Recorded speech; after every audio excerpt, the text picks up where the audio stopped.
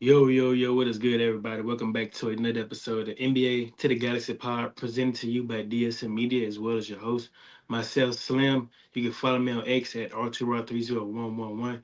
You can follow your other host here at Scotty Drown. And as you can see by the title today, we'll be taking away, giving our early takeaways from week one in the NBA. Has not disappointed. Man, a lot of amazing performances, to say the least. But before we dive into any of that, my guy, Scotty, how you doing today, brother? Happy Friday, my brother. I cannot at all, bro. It is. It's been a long week. I know you about to hit the road, get out of town yourself. I'm about to hit the Yeah. road, get out of town next week. So Mhm. hopefully we get to relax a little bit after this crazy week of NBA hoops. But it doesn't stop. It's just getting started now. Yeah, So I'm it's not telling like the you. hoops are going to stop. It just maybe we can relax a little bit this weekend. But Yeah. with that in mind, I do want to throw that out there. Next week may get an episode in on Friday. I'll be out of town Monday through Thursday. It depends, my energy level. I imagine I'll get back and want to get back to potting. So I imagine we'll be able to get the show in next Friday. But just a heads up, if we don't, we will be here consistently going forward after next week. Yeah. And then like also I can have Scotty back. I may hop on here by myself to kind of, keep this thing Yeah, going. You good know. call. Good call. Okay, Slim, you got me. That's called teamwork right there. Yeah. But no, I appreciate that. But yeah, just a heads up nonetheless. But yeah, let's get into it, bro. Week one, it has arrived.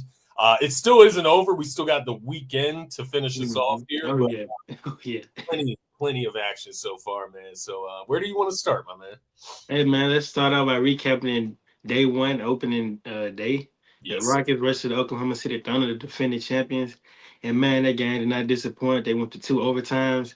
And it was an instant classic on ring night. Like SGA started heating up in the second half. Yeah, First half he was kind of struggling, but overall he finished the game with 35 points, 10 assists, showing zero championship hangover.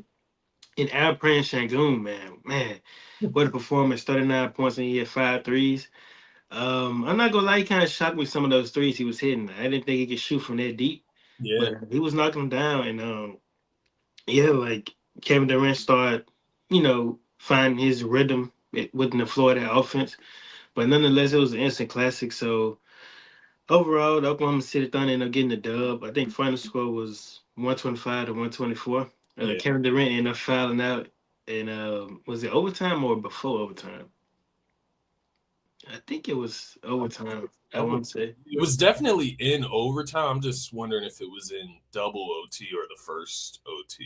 I can't remember that, but it was in OT for sure. Yeah. Yeah, but they brewed the big lineup: Ronnie Thompson at the one, Katie at the two, Jabbar at the three, Şengün at the four, and Adams at the five.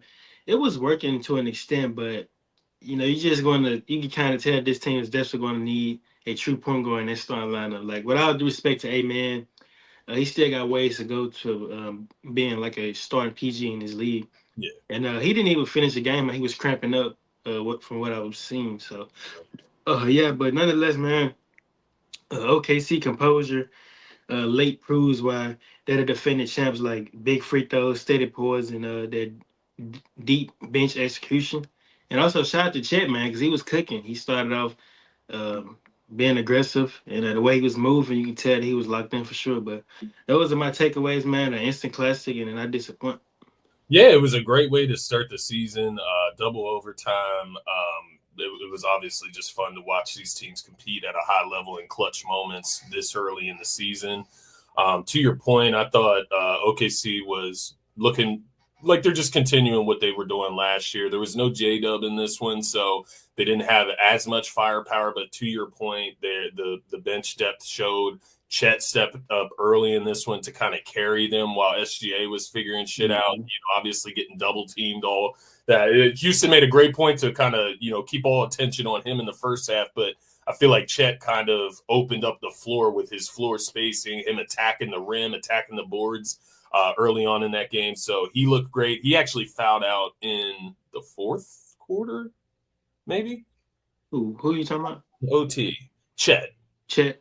Chet Oh, and Hartenstein got out of this game, actually. Yeah. and they still got the win. I think Hartenstein fouled out in the fourth quarter, maybe Chet in overtime. But nonetheless, you hit the nail on the head with Chet. He balled out in this game. And then SGA, it was like a quiet 35, right? It all came in the second half in OT. In the moments that matter in the game. And Yeah. once again, he's, able to get to the free throw line in the clutch moments of the game. That's how you can seal it. And, he uses it to his advantage. We'll talk a little bit more about that when we get into last night's action, of course. But no, I liked what I saw from OKC. On Houston's side, man, it's interesting. You talk about Sengun. He took the most shots on the team, 24. I think it was by a wide margin. I think the next closest was KD. It was actually Amen at 17 shots. KD only got 16 shots. Jabari Smith got 15. That was the most of the shots for this team. So I'm interested to see how that works out. Shot distribution. Like, do you want KD taking the third most shots on the team? I don't know. I say this though. At this point. I think a lot of people's I seen a lot of things on X. I feel like KD was just sitting back, letting those guys do their thing. We all know what KD about. He's going to get his regardless. He's just letting those guys, build their confidence up, and he didn't want to get in the way of that. Like, he can get his over anybody. So I guess what I'm asking, like, is this Sengun's team? Like, is he the guy this year? And maybe KD can just chill a little. Like, Sengun is younger. He's in his prime. Like, it does make sense to an extent. Very talented. He is, yeah. And to your point, the range looked expanded in this game. I don't know if you keep that up consistently, but if he's shooting a three like that, it's going to be hard to guard this guy for sure. Yeah. Like, to make that transition for being a starting center to slide to the fourth spot, you're going to have a consistent jumper. And he's a big dude, man, and it's a problem. To your point earlier, do you think they stick with that big lineup, or do they slide Reed Shepherd in there to start eventually? I would say this. They did have a lot of silly turnovers in that game. Obviously, you kind of give them some grace because it was the first day of the season. Yeah. So we'll kind of see how their lineups look as the season go on. But I feel like if they can't gel together and keep turning the ball over, they definitely have to get a true point guard in there. So yeah.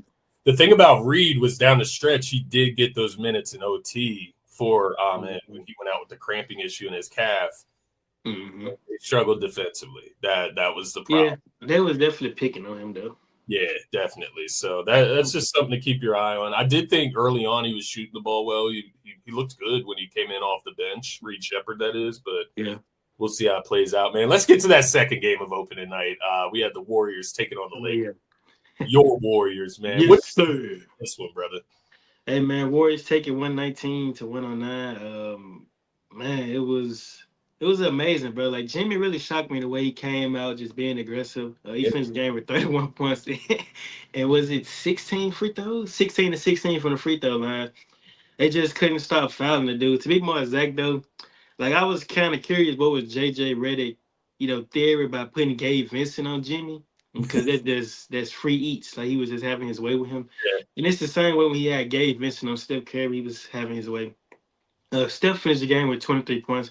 He didn't really just, have a Steph Curry night, but he hit a big shot to kind of seal the deal. Yeah. But what I was most impressed with was Jonathan Kuminga, bro. Like, he had 4 points, 5 rebounds, and 5 assists in the first half. Overall, finished the game with like 19 points. I think 8 rebounds and like 6 assists or something like that. I just was impressed with his level of professionalism and maturity, just playing within the floor of the offense, not forcing the issue. He took a questionable jump shot in the first quarter. He instantly threw his hand up like, hey, I probably shouldn't have took that.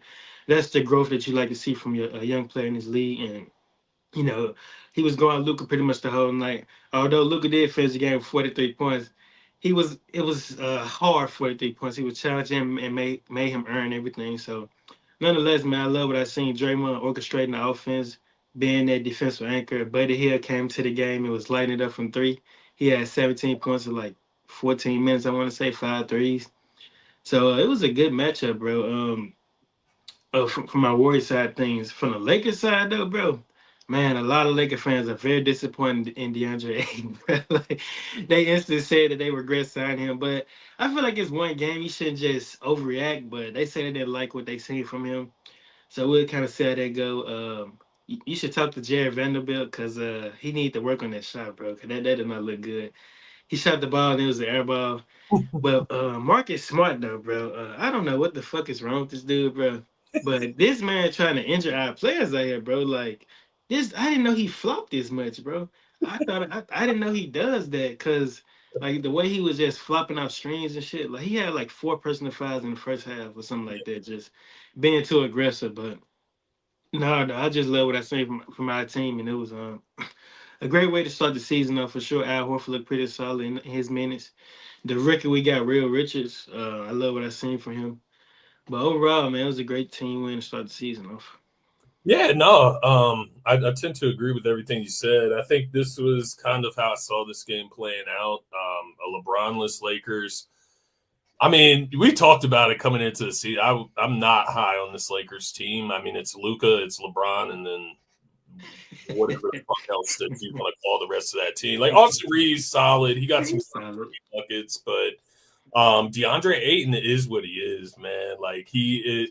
And I think the big thing for me, it's not that DeAndre Ayton isn't like talented. We discussed that as well in the preseason, but it's fit. And does he fit with this team? Because he's a little bit slower. He's not as athletic as a Lively that you saw down in Dallas with Luka.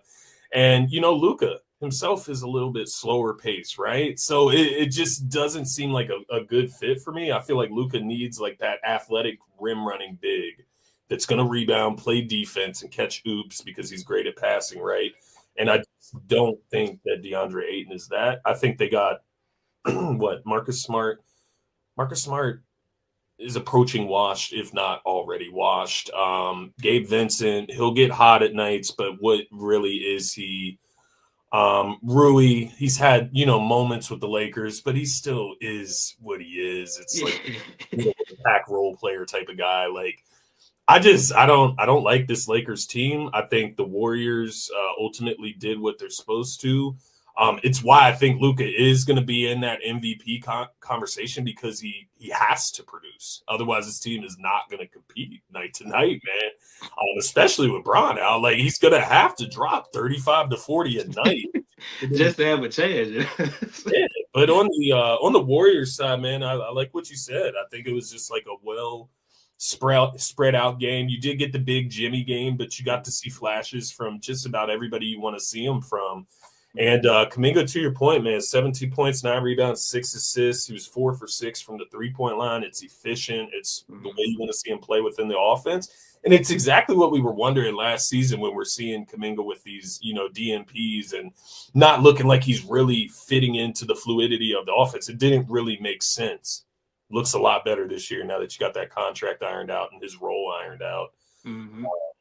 But yeah, it's great to see. It's great to see Jimmy kind of take over like that, and then you know we'll talk about last night's game. Kind of get to see the other side of things with Steph in last night's game. So it's good to see that balance early on, my man. Great job. For sure.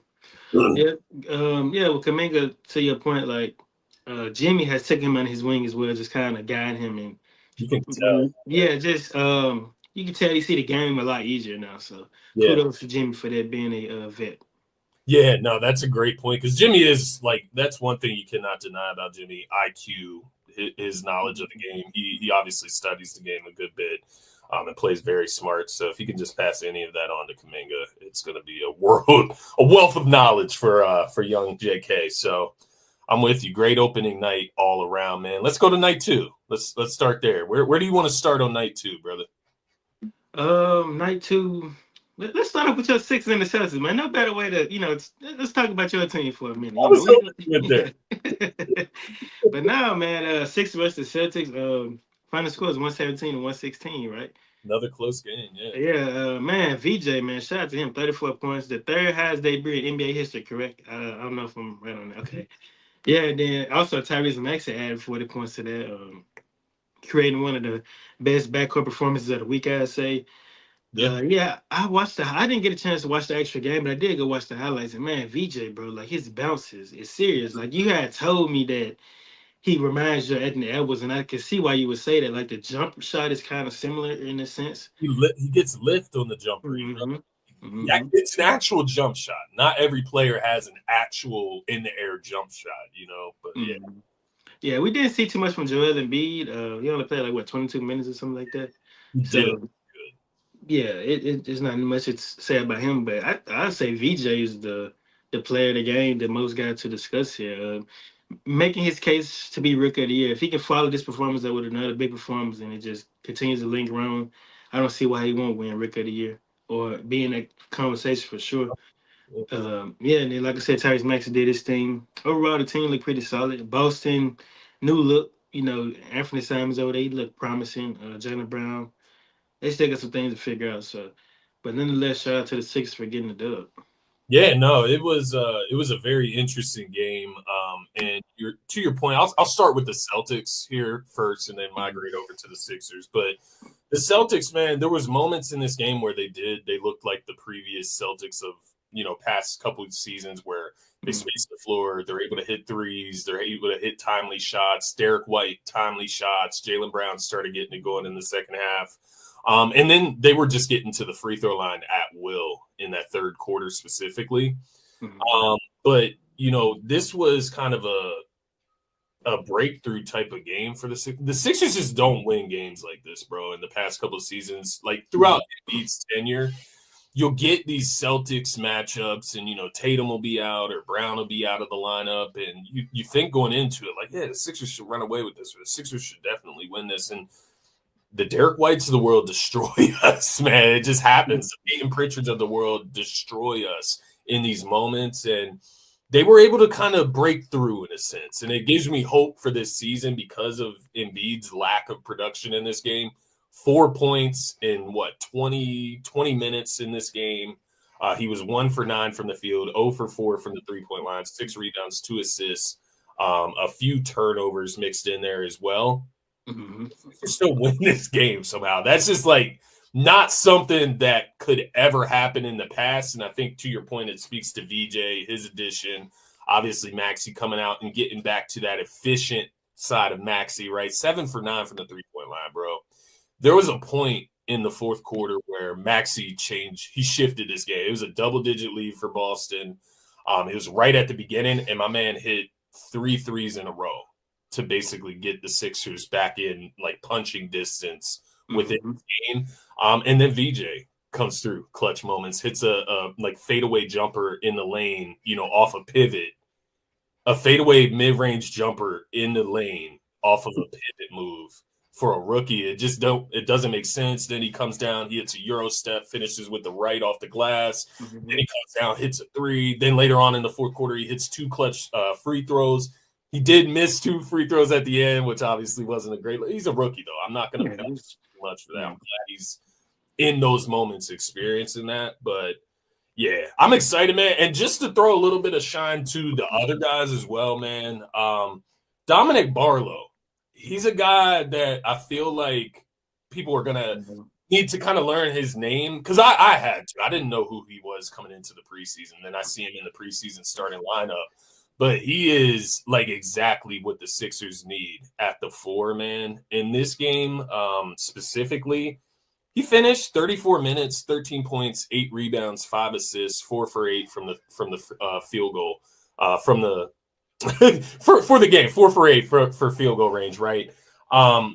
Just exactly what they need from the 4 spot, rebounding, just that kind of connector piece. And I could see him starting even when PG gets back. Maybe you shift Oubre to the bench and let him come off because the rebounding is needed next to a little bit of a still hampered Embiid, obviously.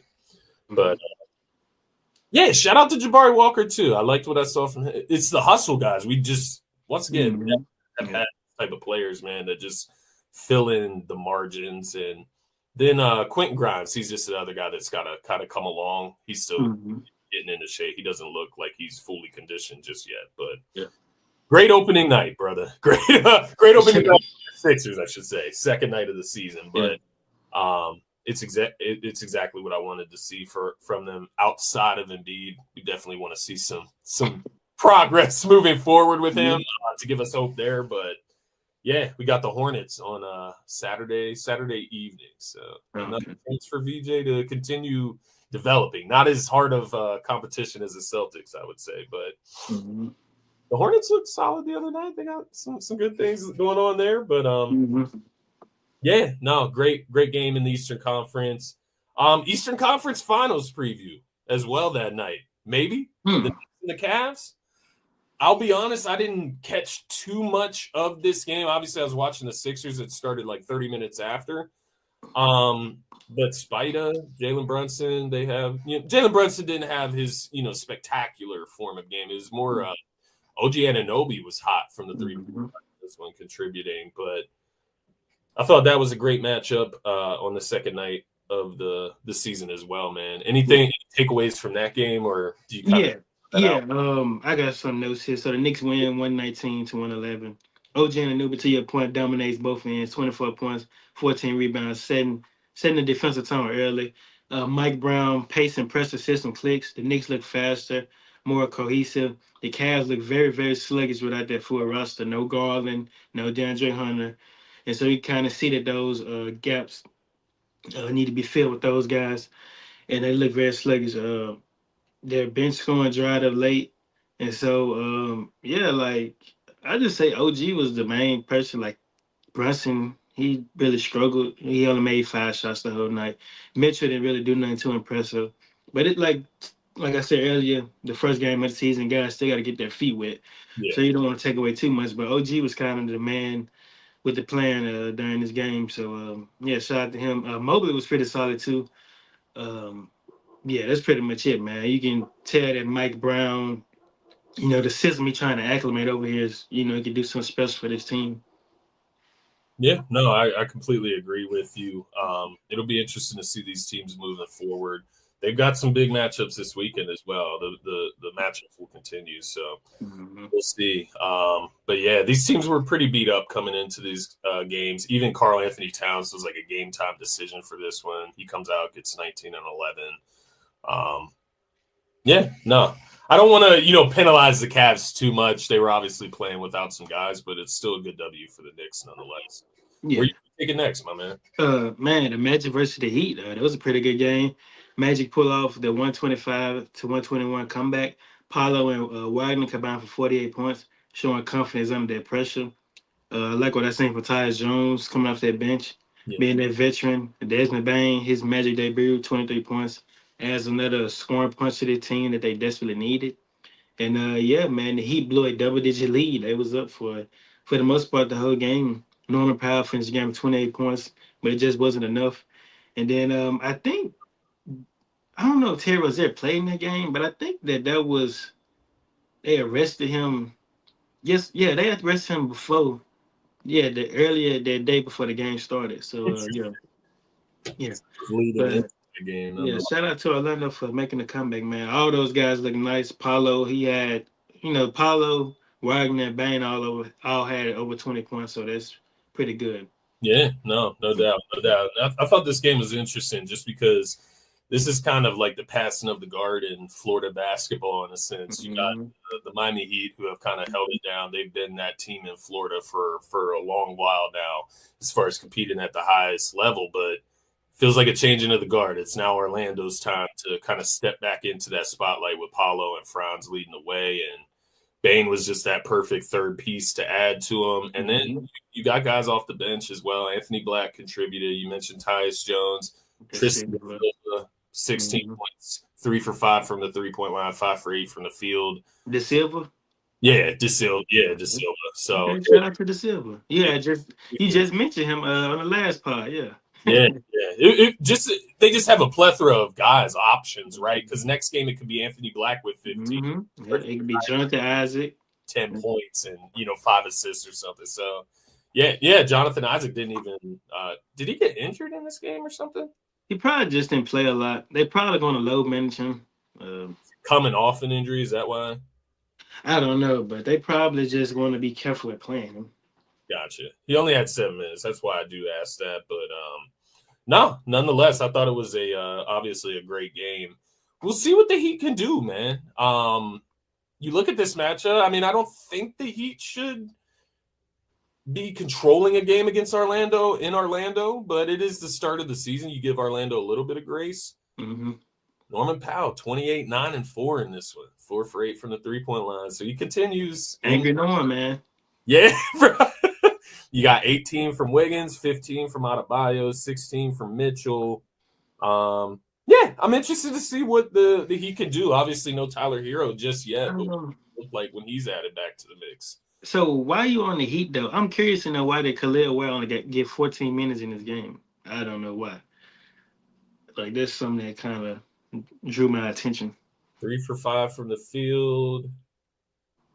It's interesting. Even the plus minus, like Andrew Wiggins was minus 21. That was probably the worst. Norman Powell was plus 12, but Khalil Ware minus 2. I don't know. I don't know.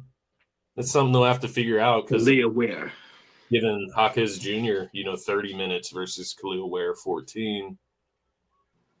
I know they're, not exactly the same player by any means, but it's interesting nonetheless. I guess with Bam, like they have Khalil Ware listed as a center. I know he's a little bit different style than Bam though. I actually like them starting together. I like Bam at the 4 because he can defend on the perimeter and having Khalil in the back. Size, right? Like, yeah, I do feel you there. Where to next, my man? We could do Zion versus Ja, the Memphis Grizzlies versus the Pelicans. Yeah. I had sent the video on the group chat. I don't know if you seen it, but with Jordan Poole was. Oh no, I did. Yeah, he did. Yeah, I found it to be so funny though, because I was like, KCP, you so trash, bro. Like you got to scoop down to this level. But no, though. Yeah, Memphis win, bro. 128 to 122 behind Ja, 35 points. Regaining his explosive rhythm after injury setbacks. Zion, he was pretty solid too. 27 points, 9 and 5. Flash dominance, but key late turnovers was costing, man. Like the bigger thing, both of these guys finally healthy, right? And when they play, you know that you love to see the entertainment, what they bring to their team, the athleticism, the star power. And whoever stays on the floor longer, man, will likely define their team's playoff path. But I like what I've seen from both sides. This is the first time that Ja and Jaren has played together on opening night in about 4 years. And that says a whole lot. Zion, he slimmed down. I love that version of him. And, Herb Jones back on the team healthy. They just got to get DeJounte Murray back. And we kind of see what this team ceiling is. But nonetheless, Memphis got the win, and it was a star power battle for sure. Yeah, no, I like the way you let in with that. Ja versus Zion. It's just good for the NBA to have these level of stars. And very specific with these two players, they're high-flying athletes. So when they're healthy, it's very entertaining in the way their teams can kind of gravitate around them. They can control games. Ja, 35, 3 and 3, 13 for 20 shooting. Zion, 27, 9 and 5, 10 for 21 from the field. So both guys led the way. The interesting thing on New Orleans side, man, I was talking with some Pelicans fans on Twitter because, I found this video of Jeremiah Fears and kind of his opening night. He came in with 17 points off the bench, 7 for 10 shooting, 2 assists, no turnovers, only had 18 minutes. So I, commented on the post. I was like, why does he only get 18 minutes? Like, I'm just curious. I'm sitting here as a Sixers fan. I just watched VJ play 34 minutes. Right.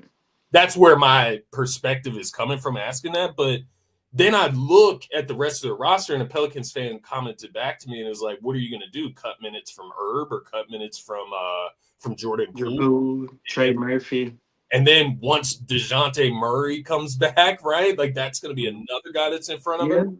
Hawkins, you remember? I was just going to say that. I was going to say, but to your point, like Hawkins was going through the same thing. He's very talented. Like he won the didn't he win the championship at UConn? I want to say. Yeah, he was a key piece in that, man. Yeah, he nice. He nice. So they got.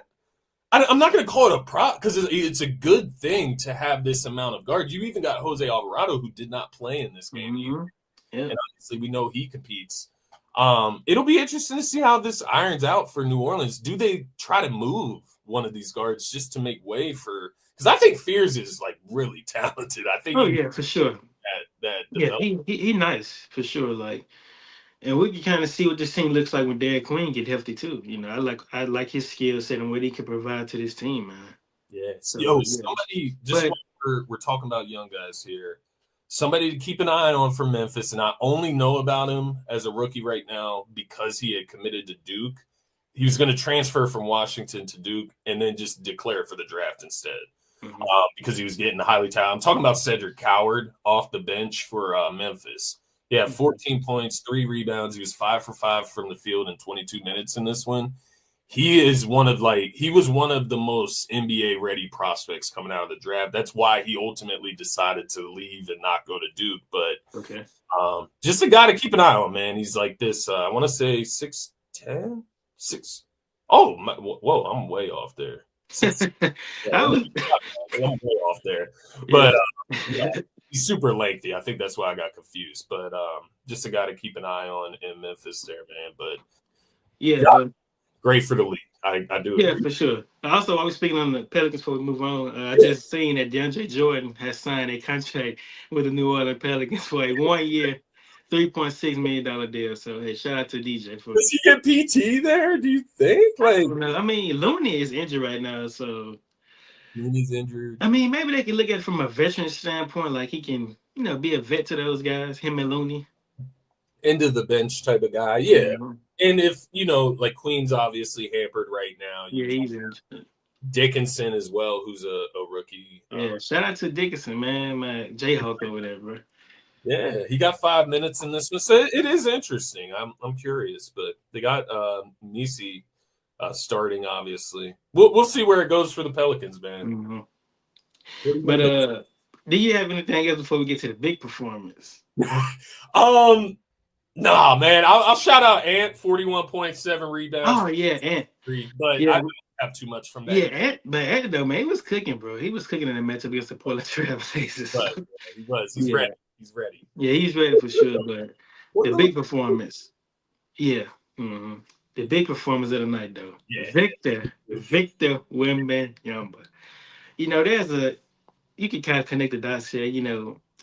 He was like the pimp of the game, and you know what a pimp usually have with him. And what he usually has with him was Derek Lively and Anthony Davis. And Victor Wembanyama was the pimp. Because the way he was torn with those two, This it is was hilarious. it was like, wow. He had those guys looking like toddlers out there. Which to be fair, he is 7'5". Some would say he's 7'7". I don't know. But the fact of the matter is It's an alien. he had 40 points, 15 rebounds in just 30 minutes, bro. 0 turnovers, 15 to 21 from the field. A clinic on both sides. Some of the stuff he was doing should just be illegal. It should be a crime. He should be arrested by now. You saw Like, the drive through with the reverse, yes, like effortlessly. It was he disgusting. he trained with Jamal Crawford this past offseason. You can tell the way he was dribbling the ball. Handling the ball up He the court. trained with Kevin Garnett. He trained with Hakeem. Like this Footwork. dude, he can literally go down as the greatest player to ever play this game. And he just in year 3. And he doing stuff like this on opening night, bro. It's ridiculous. But anyway, the Spurs end up getting the dub, man, 125 to 92. Total team energy around Wemby leadership. The league reactions, I would say he already top 5. After a performance like that. But I have to give a lot of love to Stephon Castle too. He was balling. I think he had like 18 points. He definitely got to work on those free throws though, for sure. Yeah. But from the Maverick side, I didn't really just see none that just stood out. Cooper Flag, he had 10 points, 10 rebounds. They played him at point guard some too during this game. So Yeah, it wasn't. He didn't look good. Honestly, Yeah. I did watch a good portion of this game. He looked a little uncomfortable, especially in the first half. Mm-hmm.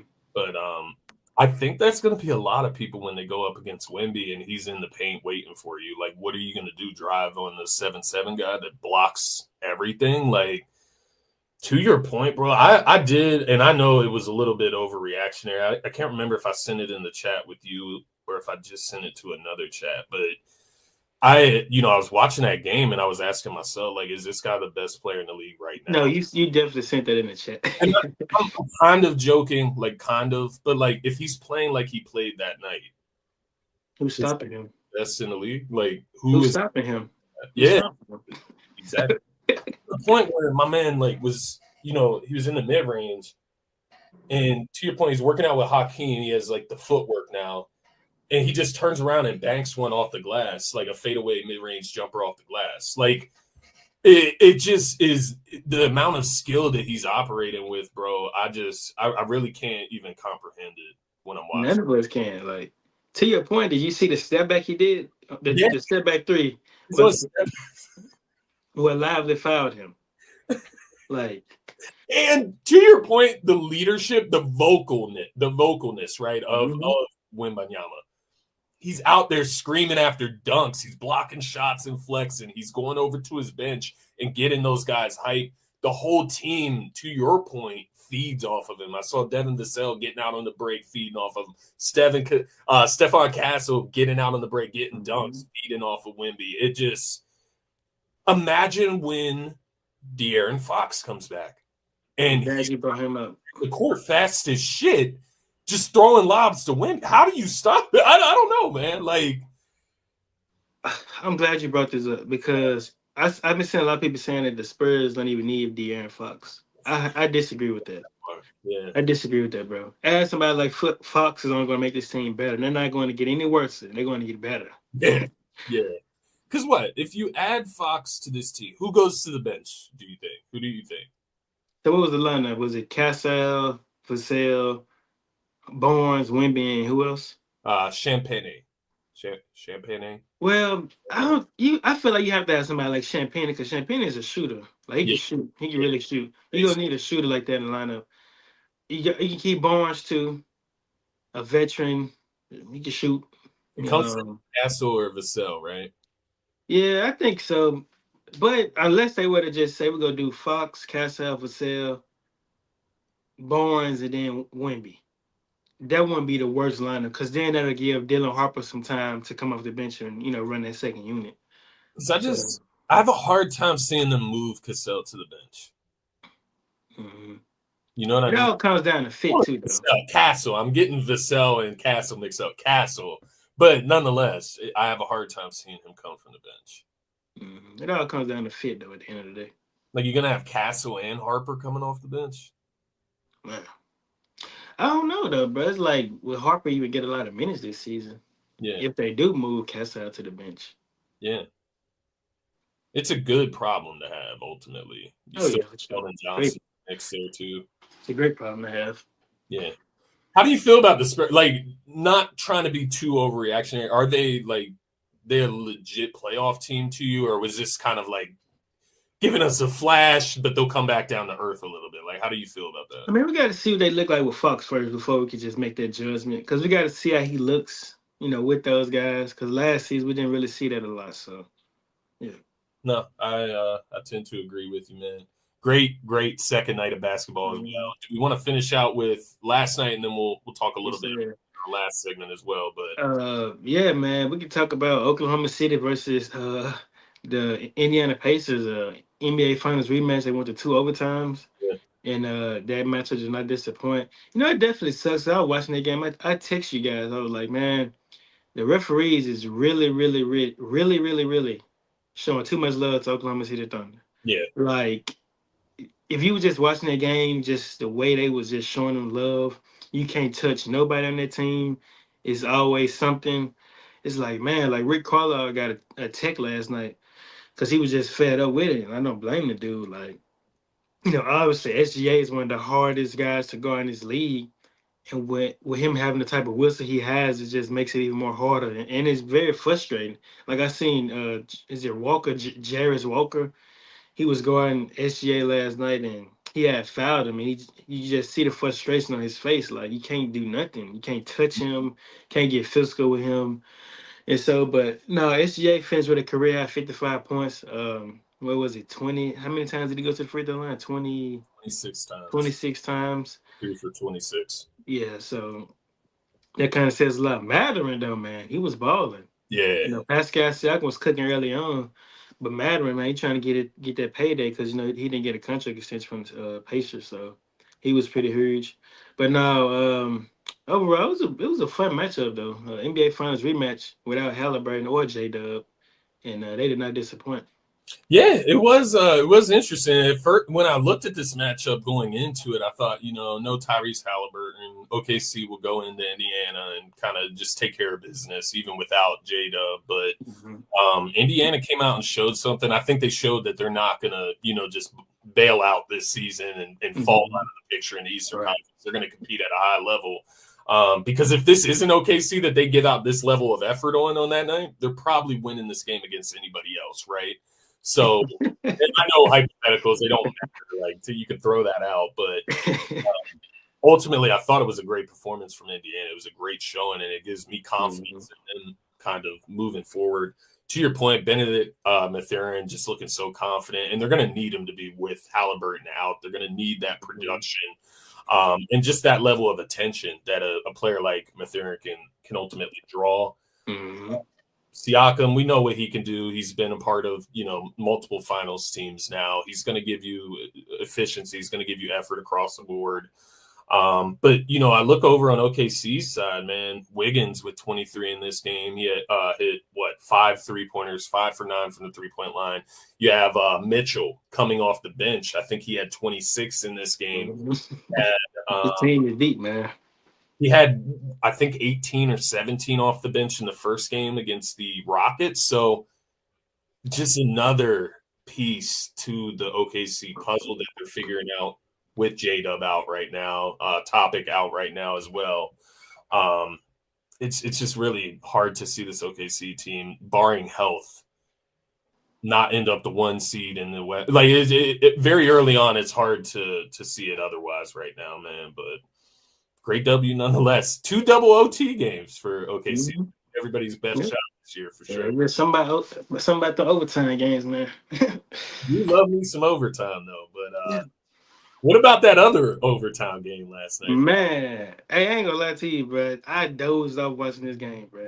And that's not a bad thing, because the game was very entertaining. But me, you talk about this all the time. Like, the games come on pretty late for me. Like, this game was going on midnight, bro. And like I said, I dozed off watching it, but I did get up to finish watching the good part of it in overtime. But yeah, man, the Warriors outlast Denver. Final score 131-127 in overtime. My boy Steph Curry, man, finished with 42 points. Man, like, what a level of performance from him. He hit the big shot to tie the game for us to even go to overtime. And yeah, it was just an overall team effort.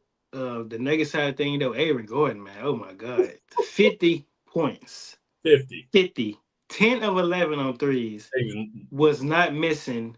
He before he missed a three, he was 7 of 7 on threes. And real quickly, to give like a testament to his work ethic, you can tell when guys putting in the work and it shows. And this is a prime example of that. When I look at guys like him, even guys like Al Horford and Brook Lopez, they weren't shooters when they first came into the league, but they expanded their game to last longer in the league. So when I look at a guy like Aaron Gordon, he came into the league not a high level 3-point shooter, but he easily extended his career another 5 to 6 years just by adding a consistent jumper from 3-point range, in my opinion. I look at a guy like Ben Simmons, not to throw him under the bus or anything, but he failed to do stuff like this. Like, you making over $40 million a year, and you can't get better at shooting the ball, bro. So yeah, just a testament to Aaron Gordon's work ethic. He dropped 50 points, bro. Murray was cooking. Cam Johnson did not look good in this matchup. Nor did was it Christian Brown. I don't think any of those guys looked pretty good in this matchup. Jokic, he was settling a little bit too much. He shot 13 threes, only made 2 of them, I believe. And so that was working in our favor for sure. But it was pretty much Murray and Gordon kind of keeping this team, within the mix of competing. Like, obviously, Jokic's presence is enough, but it was those two guys. But takeaway, though, the Warriors' depth plus Jimmy Butler leadership, balance, experience with the hunger that we have. And Denver looks vulnerable without their defensive rhythm. And Jimmy hit a big shot, man. It was pretty much a dagger in a sense in OT. Al Horford was pretty huge in this matchup. We were the big lineup with Steph, Jimmy, JK, Draymond, and Horford. That lineup looked very, very good out there. But it's a lot to take away, but I ain't going to take too much time. It was an amazing matchup, though, bro. Denver, man, once they start to figure things out, they're definitely a team to be reckoned with. And my Warriors, man, we just going to keep on winning, and keep on winning, bro. We play the Blazers tonight. We're going to try to go 3-0, and we'll see how they go. No, this game was very interesting. Obviously, it's a huge win for Golden State to start the season 2-0 against 2 Western Conference contenders. Obviously, a Denver team that we were both high on coming into this season. The pieces that they've added, and to your point about Aaron Gordon, it's a good point, because not only has he decided to improve his game, he's also decided to improve his game in a way that helps his superstar on his roster, right? What does Jokic need around him? Floor spacers, so he can operate in that mid-range paint area and orchestrate, right? So to your point there, I think Gordon's taking the right steps, obviously, man. 17 for 21 from the field, 10 for 11 from three. It's interesting to your point about Jokic settling 2 for 13 from the three-point line, but then you look at guys like Jamal Murray, Christian Brown, 0 for 1 from 3 for Brown, 1 for 4 from 3 for Murray, but Jokic takes 13. Like, that just doesn't make sense. I'm curious what the coaching around that is. Like, do they just want them taking more threes as a team? But if that's the case, why wouldn't Murray take more threes as a guard and outside shooter? But it'll be interesting. They got some pieces to iron out and figure out. Cam Johnson, Hardaway, how do you fit these guys into this? All right. So I do have confidence in them in that regard. But yeah, to your point, great start to the season for the Golden State. It was for sure. I'm gonna send a clip in the group chat, bro, because Draymond, like, he got the big stop. It was a tie game. He was guarding Murray, and then he switched over to Jokic to get the stop. I'm gonna make sure I send it in the group chat. But just a level of his defensive IQ, man. And it's crazy that this dude only has one Defensive Player of the Year trophy, bro. It really is. No, I completely agree, my man. So yeah, no, great start to the NBA season so far, bro. I say great, but there is some troubling news outside of the game that's come about.